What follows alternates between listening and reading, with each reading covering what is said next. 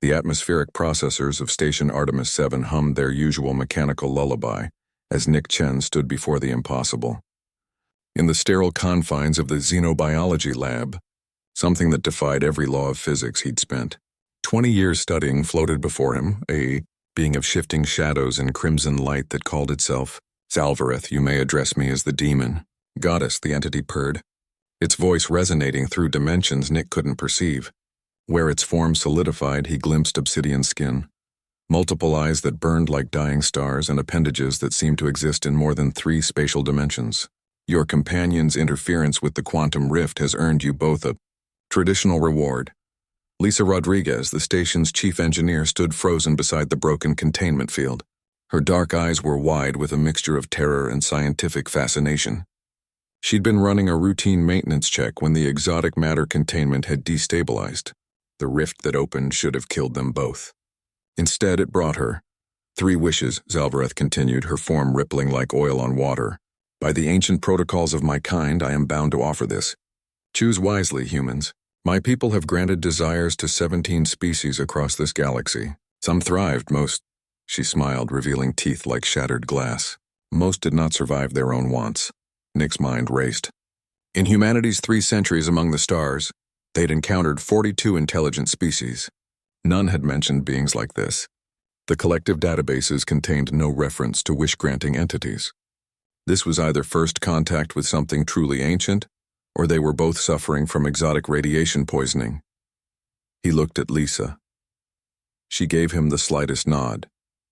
"Your call." "First wish," Nick said slowly, his voice steadier than he felt. "I wish to understand the complete nature of what you are, your capabilities, your limitations, and the exact parameters of how these wishes function." The lab fell silent. Even the atmospheric processors seemed to hold their breath. Zalvareth's form flickered. For the first time since manifesting, she went completely still. Several of her eyes narrowed, while others widened in what might have been shock. The temperature in the room dropped 10 degrees in an instant. "You," she began, her voice losing its predatory confidence. "In 4,000 cycles across 17 species, no one has ever—" She reformed closer to him, studying his face with uncomfortable intensity. "The Zetharians wished for immortality. The Krell Empire wished for unlimited power. The Fainuk wished for knowledge of all things." She paused. "You wish to understand the mechanism before making demands?" "Of course," Nick replied, pushing his fear down into that deep place where he'd learned to store it during combat drops in the periphery wars. "I'm a scientist. I don't manipulate variables I don't understand." Lisa stepped forward. "And I'm an engineer. We don't pull levers before reading the manual." A sound escaped Zalvareth, something between a laugh and a hiss. "The human approach to the unknown is to study it first, even when offered your heart's desires?" "Especially then," Nick said. "The bigger the promise, the more important it is to understand the fine print. Every species you've dealt with, did any of them ask this?" "None." Zalvareth's form began to solidify into something more coherent, as if Nick's question had forced her to become more real.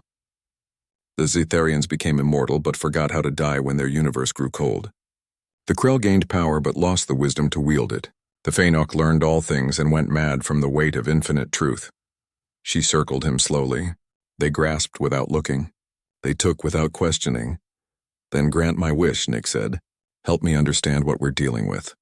Zalvareth raised what might have been a hand. "Very well. But be warned, this knowledge itself may be the cruelest gift I can offer."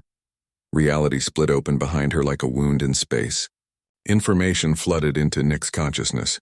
Not words or images, but pure comprehension. He saw what she was, not a goddess, not a demon, but something far stranger. A species that existed in the quantum foam between moments. Beings who fed on the resonance of fulfilled desires and shattered hopes. The wishes were always granted exactly as asked, with no malicious intent. The cruelty came from the wisher's own lack of foresight. The parameters were simple and terrifying. 3 wishes. No reversals. No wish for more wishes. Interpretation would be literal. Consequences were permanent. Nick gasped as the download completed. Beside him, Lisa caught his arm as he staggered. "Now you know," Zalvareth said quietly. Her earlier menace had transformed into something closer to respect. "You understand the trap." Every species wishes from want, from greed, from fear. They wish for power, for wealth, for revenge, for salvation, and every wish rebounds upon them because they never asked how it would be granted. The monkey's paw principle, Lisa whispered, taken to a cosmic scale. And now? Zalvarith asked. You have 2 wishes remaining. Knowing what you know, what does a human wish for? Nick met her burning gaze. In the reflection of her obsidian skin, he saw himself, scarred from combat, aged by the void but still standing. He thought of humanity's 3 centuries among the stars, the wars they'd survived, the disasters they'd overcome, the fact that they were still here, still pushing forward, despite meeting species with better technology, longer lives, greater natural advantages. Humanity's strength had never been about getting what they wished for. It had been about surviving what they earned. I need to think about the other 2 wishes, Nick said. Can you give us time?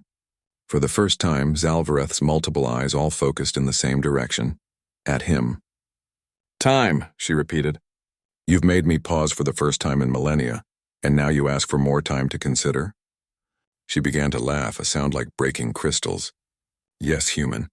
I will give you time, because for the first time in 4,000 cycles I am genuinely curious what wishes you will make. She began to fade back into the quantum foam. Call for me when you're ready. I will be watching with great interest. As her presence dissipated, Lisa turned to Nick. Did we just make a demon goddess nervous? Nick smiled grimly. No, I think we just made her careful. The atmospheric processors resumed their normal rhythm. Outside the lab windows, the stars continued their eternal dance. And somewhere in the space between moments, an ancient being reconsidered everything it thought it knew about human nature.